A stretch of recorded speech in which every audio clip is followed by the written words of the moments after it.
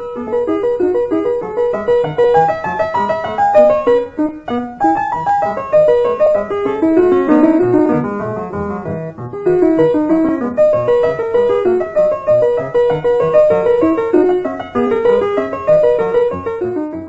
Chapter 8, we will describe and discuss well completion. Well completion means preparing the well for production. Of course, well completion is warranted only when the well has sufficient amount of oil and gas to be commercially viable. That is why the data from all the evaluations and tests in Chapter 7 were so important. Now, with probable positive evaluations, we are ready to complete the open hole part of the well.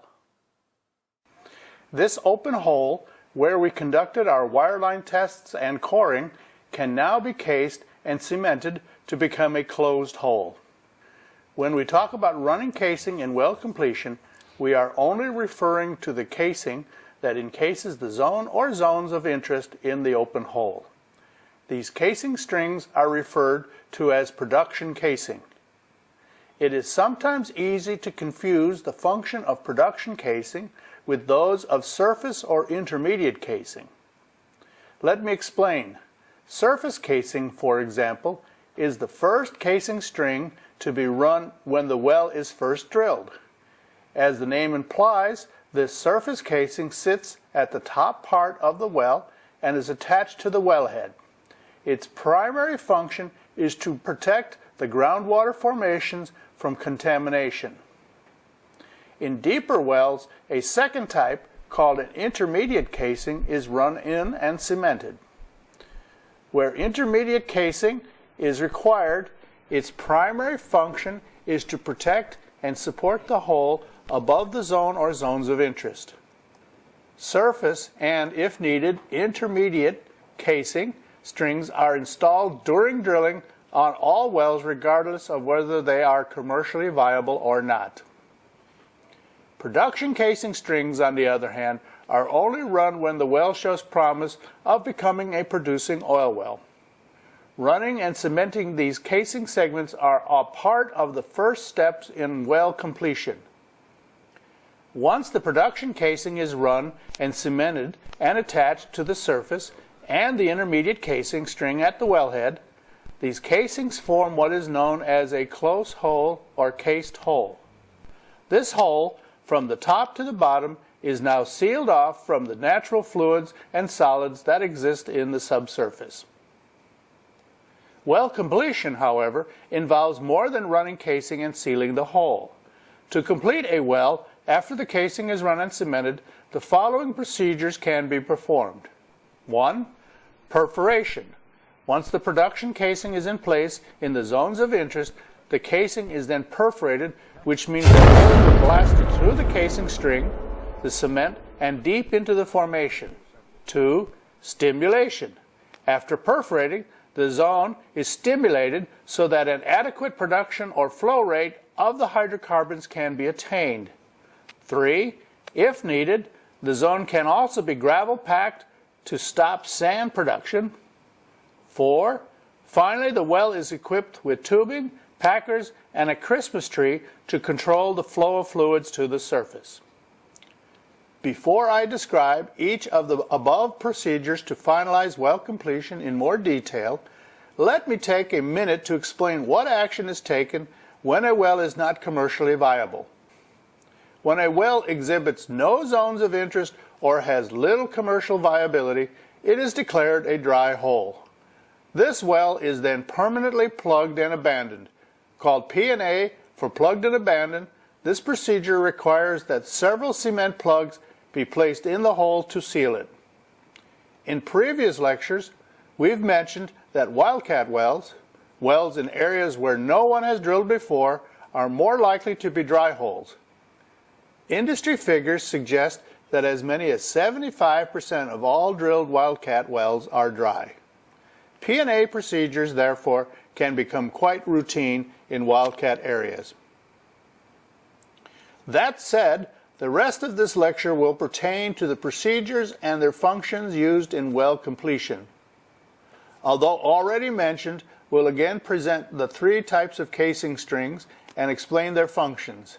In addition, we'll illustrate the different procedures and the specific equipment needed to ready the well for production. Specifically, we'll present a brief summary of casing design, casing equipment, cement operation, perforations, well stimulation, sand control, along with the final equipment needed to prepare a well for production. Let's start with the four main functions of the surface, intermediate, and production casing strings with their cement sheaths or covers. First, all three of the different types of casing protect the hole from the mud, thus preventing softer formations of shale from drawing water out of the mud, which then can cause the shale to swell and block or impede the drilling operations. In addition, casing prevents loose surface sediments and other unconsolidated formations from being eroded by the mud system. A second function relates only to surface casing. This casing protects near-surface freshwater zones from contamination by deeper saltwater zones. On shore, people rely on these freshwater aquifers. Polluting these aquifers is usually prohibited by law or can create serious environmental issues. Third, all three types of casing, the surface, the intermediate, and the production casing, provide a smooth entryway and path for running tools in and out of the hole. Finally, in production casing, its surrounding cement sheath isolates downhole zones so that the different zones can more easily be produced separately. Now, let's examine the standard procedures involved for closing an open hole. The first step in closing an open hole is to drive the production casing string to the bottom of the hole. The casing string is permanently set in the well by pouring concrete into the annular space between the casing and the wall of the hole. Let me point out here that because the drilling string must be able to fit comfortably inside the casing string pipe must be large enough to allow the drilling string pipe to fit inside it. Like the drilling string, the three types of casing strings consist of multiple joints but of larger diameter pipe that is screwed together one joint at a time as it is inserted to the bottom of the hole or total depth, TD. Casing strings are run and cemented into place as the well is drilled deeper to protect the hole from further exposure to the circulating mud. The exact number of strings depends on the depth of the well, the relative stability of the formations being penetrated, and the characteristics of the drilling mud. As I mentioned earlier, as each casing string is run, it is run inside the previous string that was slightly larger. Conversely, the diameter of each new string will be smaller than the one it fits into as the casing is run deeper. Imagine those sets of plastic bowls that you can buy at any supermarket where the smaller bowl fits inside a larger one, which fits inside an even larger one, until you get to the biggest bowl with all the smaller bowls fitted neatly inside. Therefore, to be sure that the casing string fits together properly, it is imperative that the casing program be planned before drilling begins so that the surface hole and pipe can be large enough to accommodate all the strings that will be pushed through it. Keep in mind that the final string must be small enough to fit through all the casing joints while still being large enough to allow oil or gas to flow adequately for its capacity. When inserting the initial casing strings, the drilling operation drills a large diameter surface hole to penetrate unconsolidated surface material and protect sources of fresh water in the nearby water tables. Called the surface casing string, it is usually a few hundred feet deep and runs to the bottom of the hole at the beginning when drilling first begins. Once in place, cement slurry is then pumped down the inside of the pipe and circulated up the backside annular space between the casing and hole. Once the surface casing is in place, drilling resumes. For shallow wells, The surface casing may be all that is required before initializing the production casing. For deeper wells, or where the formation becomes unstable because of prolonged contact with the mud, an intermediate casing string may be necessary. Very deep holes may require 2 or 3 intermediate strings. To establish an intermediate casing, the surface casing must be drilled through using a smaller bit that fits inside the surface casing pipe. The drillable shoe on the surface string and the cement in the bottom of the hole is easily penetrated. Once the sloughing zone is penetrated, the drill string is pulled and an intermediate casing string is run to the existing bottom and then cemented into place. When using an intermediate casing, it is important that the cement rises high enough in the annulus to reach and tie into the cement in the surface casing pipe. It is essential to provide an unbroken cement sheath that covers the entire length of the hole. These steps are repeated as each successive string of intermediate casing is hung from the wellhead at the surface. Finally, the wellhead acts as a seal to seal off the annulus at the end of the casing string. Both the surface and intermediate casing strings are installed while drilling continues to total depth.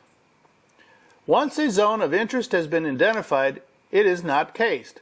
This section of the well is referred to as open hole. Basically, it is the length of the hole from the surface or intermediate casing strings to TD. If you remember from Chapter 7, it is an open hole that open hole well logs that identify lithology, measure permeability, porosity, the reservoir thickness, and fluid saturation levels are finalized. Once a potentially commercial viable well is confirmed, this section of the hole is then cased or completed. Called production casing, long string or oil string, this string is set through the producing zone and cemented, ensuring that it is tied to the string above so that there is a continuous sheath of pipe and cement from bottom to top. Later, this casing and cement will be perforated to get access to the producing zone. In zones that do not perforate well, a liner may be run. Unlike casing strings, liners do not extend all the way to the surface, but are hung from the long string as this illustration shows. Liners, although cheaper, may appear more convenient, but in fact are not preferred because they can cause difficulty in running tools past the restriction of the liner hanger. They also can limit the control of water when production begins. Complete casing strings are preferred if conditions permit. Offshore is different than onshore because of the need to run pipe through the water before reaching the bottom of the ocean. When bottom-supported units are used, like in an offshore platform, an additional large diameter string called a conductor casing is then first run. The conductor casing is hammered into the seafloor and then extended up through the water to the surface just below the rig floor. This casing becomes a conduit or passageway for the drill pipe and the mud. With floating units like drill ships or semi-submersibles, a guide structure is fastened to the bottom of the body of water and secured to the ocean floor with piles. The blowout preventers are then latched into the guide structure on the seafloor and then connected to the surface via a marine riser. These risers function as conductor strings.